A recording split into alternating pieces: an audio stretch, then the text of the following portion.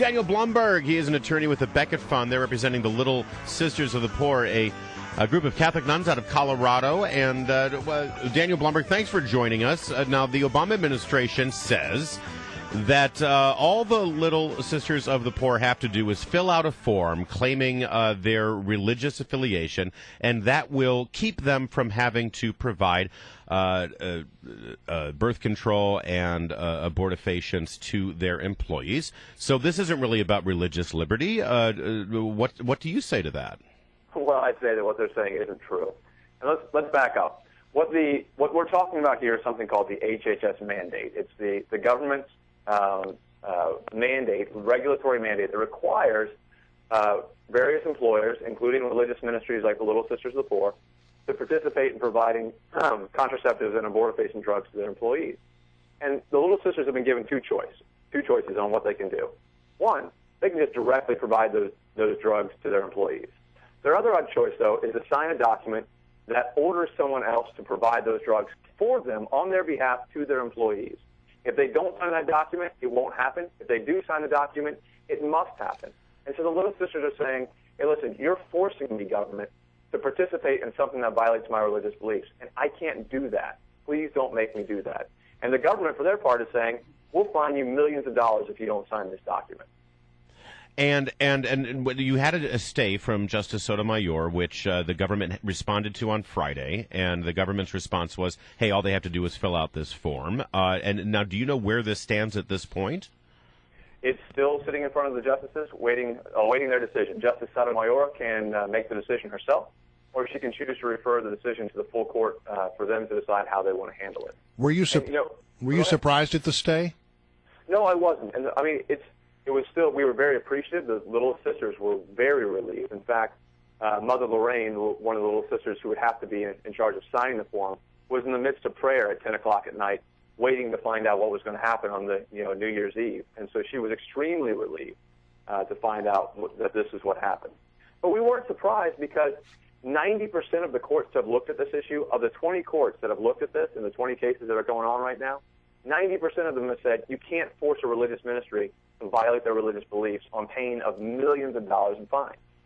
But just for devil's advocate's sake, the other side would say, well, hold it. If you start making all kinds of exceptions here, then it's a slippery slope, and that the basic underpinning of Obamacare would fall apart. Not that it hasn't already.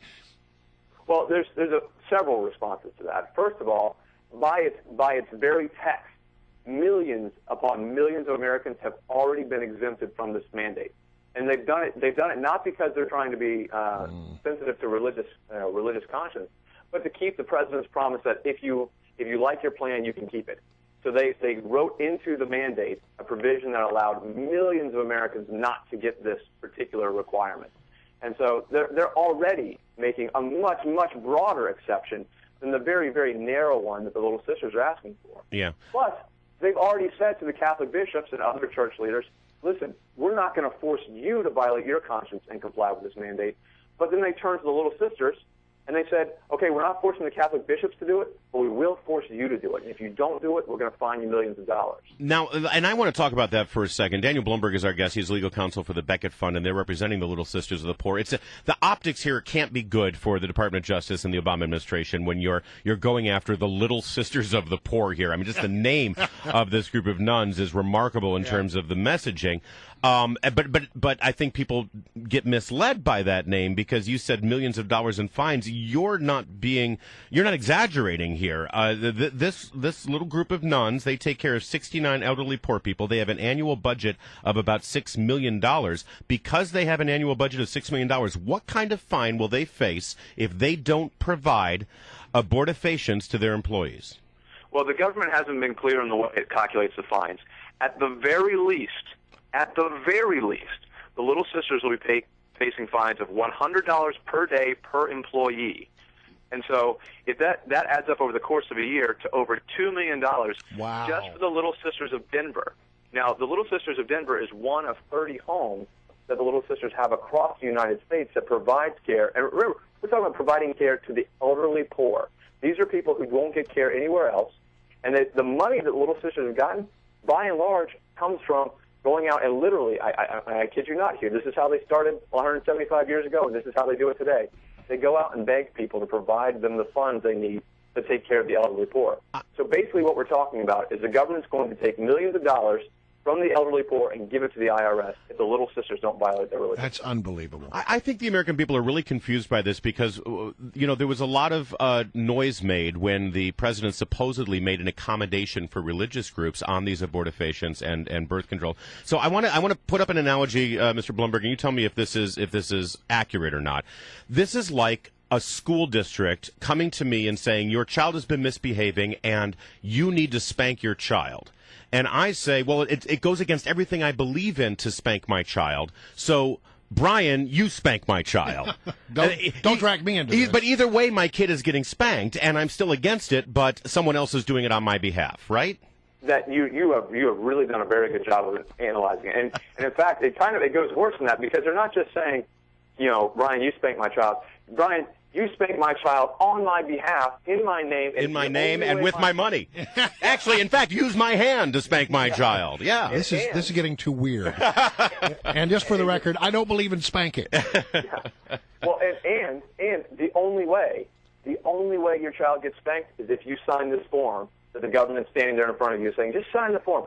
Just sign the form. And by the way, if you don't sign it, I'm going to fine you millions of dollars. $2 million. Wow, yeah, $100 per something. employee per day for the year. So a little group like this, who is a nonprofit, I mean, the Little Sisters of the Poor, for crying out loud, taking care of elderly people, wow. $2 million over the course of just 1 year. Your Justice Department's got to be so proud. Yeah. And take a look at this too. Let's take the government's statement on its face. They're saying, hey, listen. If you sign that form, Larry, if you sign it, nothing's ever going to happen. We're not going to come after Brian and make him do it. We can't come after him right now to make him do it. Maybe one day we can, but we're not going to do it. So chances are nothing's going to happen. You still, because you don't think spanking is right, you still don't want to sign the form. But the government's saying it's never going to happen. So you got to ask yourself, why is it they're willing to fine me millions of dollars to do something that's never going to happen? That's exactly. That's the question. All right, Daniel Blomberg, legal counsel for the Beckett Fund. We will watch this case very closely. We watched it intently last week, and we will continue to do so. Fight the good fight, Daniel Blomberg. Thank you, sir.